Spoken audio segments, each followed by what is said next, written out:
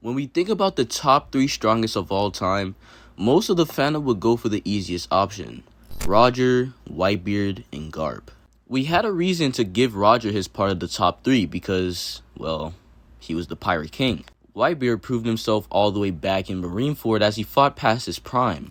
But Garp was the only one of the 3 we really didn't know anything about. Heck, even up until a couple chapters ago, we didn't even know if bro had Conqueror's Haki. But chapter 1087 has literally broken One Piece, dividing different fandoms. So in today's video, let's talk about what this chapter has shown us. What's up guys, Resident Gambler here, and in today's video, I want to talk about Monkey D. Garp and what chapter 1087 has done for the power scaling of One Piece, and what different agendas have risen as a result. Like always, make sure to like, subscribe, and watch until the end. To start off, I'll have you note that this chapter has created many different agenda points. The first one I'll talk about is what the chapter starts off with. We see 2 marine battleships equally damaged, and we find out that they were used in replacement for punching bags. They were called battleship bags. Basically, these ships were continuously punched to the point where they turned out like this. The 2 people responsible for this were Aokiji and Monkey D. Garp. Later in the chapter, while not for too long, we get to see what was happening. A younger, probably prime Garp is asked by a young Aokiji to be his student. Garp the first 2 times rejects this idea, telling him not to steal his freedom, but eventually he just gives in, and Aokiji is introduced to the battleship bag. The routine was to continuously punch the ship without haki and just bare strength. We know this is a very young Aokiji because at this point he doesn't even know how to use haki yet, but this is a prime Garp. Now here's where the agenda comes in, people, so buckle your seatbelts, we're in for a ride. The main agenda being pushed because of this scene is that Aokiji has equal raw physical strength to Garp because of their equally damaged ship. Even further than that, Garp even till this day is punching at the ship, but Aokiji has stopped since he left the Marines. But Aokiji's ship is still in equal shape to Garp's. This agenda is kinda controversial, but it goes to show how the admirals are actually portrayed. If this wasn't clear enough, I don't know what is. Oda's emphasis on Garp being young and Aokiji doing it alongside him, then later finding out that Aokiji started after him and did it for a shorter time, shows us that Oda's really tired of y'all downplaying the admirals. Aokiji is confirmed to have comparable strength with a prime Garp.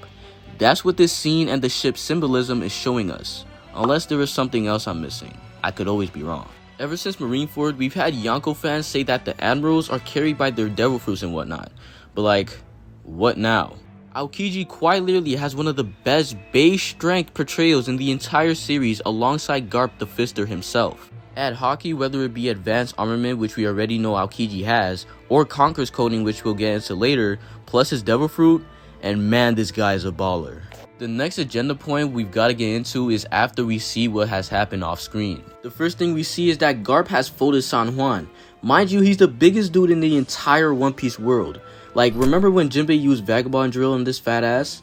Now imagine this fat ass but 2 times larger, and Jinbei punched him off the island. That's what Garp did. Now, people think that others helped, but it doesn't really seem to be the case of a jumping with multiple commanders, because before Vasco Shot even let off his fire attacks, he said, "So this is the legendary hero?"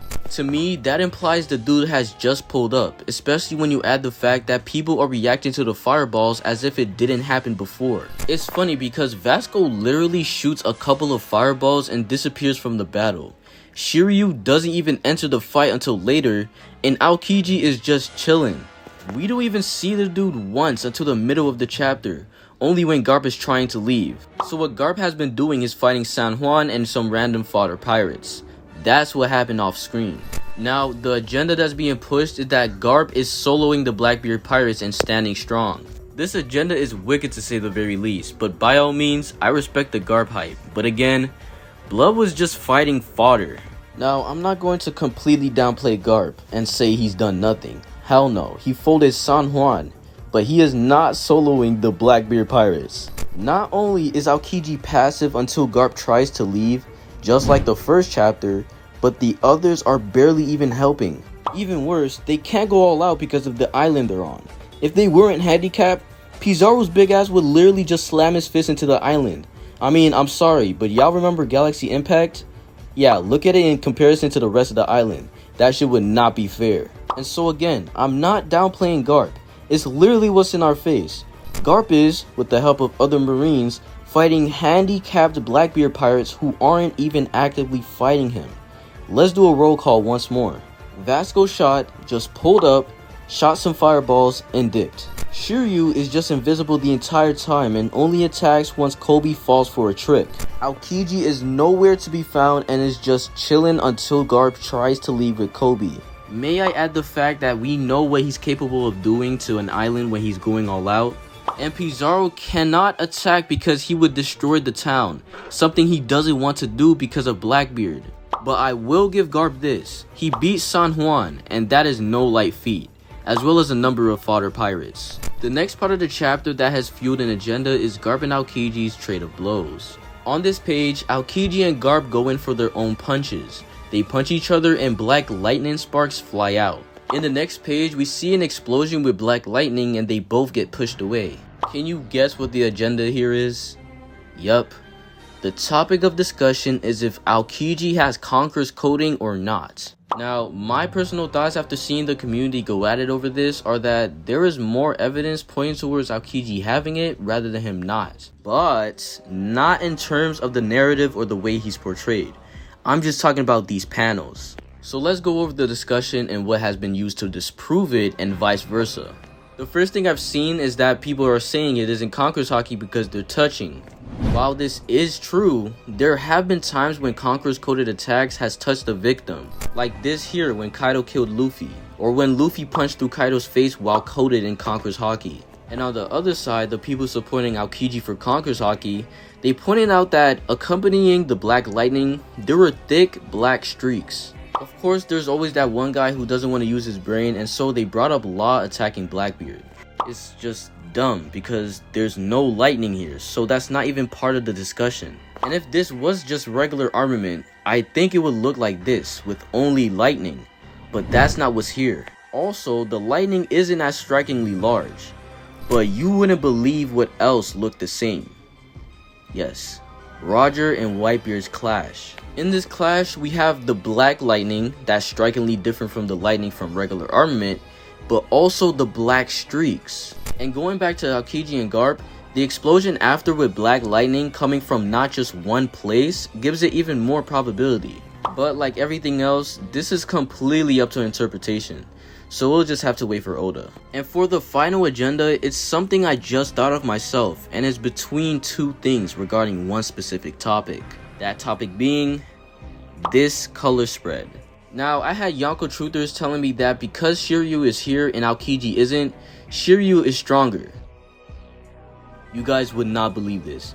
They literally said this when Aokiji was finally revealed to be a Titanic captain as well. If you're confused on why I emphasized that just now, well, it's because it shows a lack of understanding of what a story is. Before chapter 1081, Aokiji's relation with Blackbeard is ambiguous. The closest we had to a confirmation of him being on the crew was in a cover story saying the Blackbeard Pirates. And the closest before that was the most random name drop by the Elder Stars.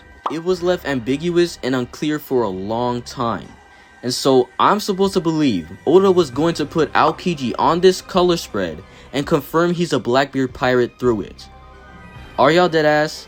Do you understand how dumb that sounds? Consider the color spread null and void for the Blackbeard pirates because for one, it didn't apply to Aokiji yet, and for two, the title of number 2 means jack shit because it could refer to a lot of things. And so circling all the way back to Garp in chapter 1087, we get a good showcase of Aokiji's strength versus Mr. Number 2 himself. While invisible and about to catch someone lacking, he let Garp tank his attack, punch him dead in the face with 0 haki, and have him bleeding out, looking like he just came back from a war. Then, I kid you not, in the next page, Aokiji tells all the weaklings to move away from Garp.